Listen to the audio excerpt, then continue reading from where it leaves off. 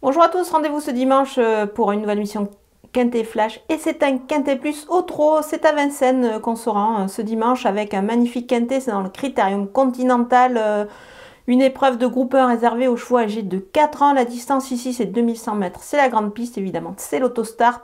Vraiment une magnifique épreuve que ce classique-là qui qualifie le gagnant évidemment de l'épreuve pour le Prix d'Amérique. C'est le 28 janvier prochain. Donc on a affaire à un lot vraiment de grande classe.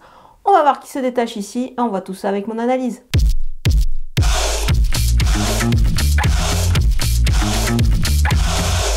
On attaque avec mes bases et le numéro 2, Joshua Tree, irréprochable vraiment ce cheval-là. Il se présente ici encore avec les plus hautes ambitions, surtout avec le 2 derrière l'autostart, ça s'annonce plutôt bien avant le coup.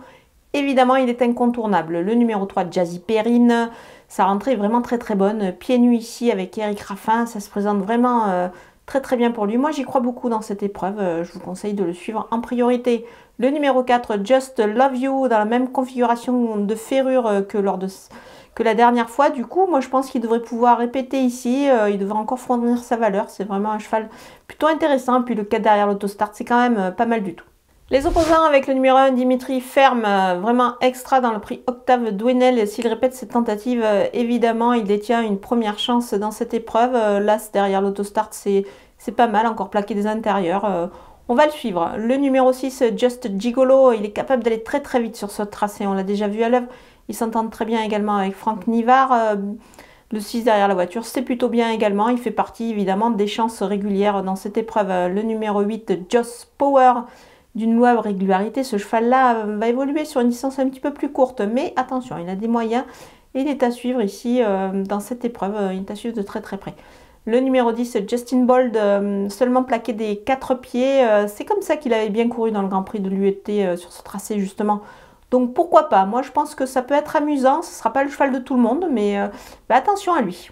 Mon coup de poker, c'est le numéro 13, Bengan. Il a très bien couru lors de ses débuts sur la piste de Vincennes. C'était justement sur ce tracé-là.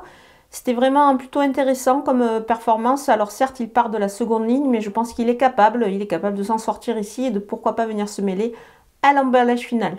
Les outsiders avec le numéro 7, Xantix Harvey, déféré des postérieurs. Il devra se sortir à mon avis du 7 derrière la voiture, mais il en est capable. On va le suivre évidemment ici plutôt pour une place. Le numéro 5, Joviality, ferré.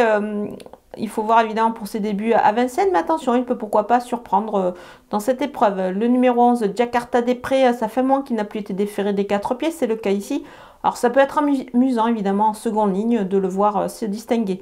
Le numéro 16, Staro Mark Crow, déféré des postérieurs, mais il s'élance évidemment de la seconde ligne avec le 16 derrière l'autostart. C'est pas évident pour sa première à Vincennes.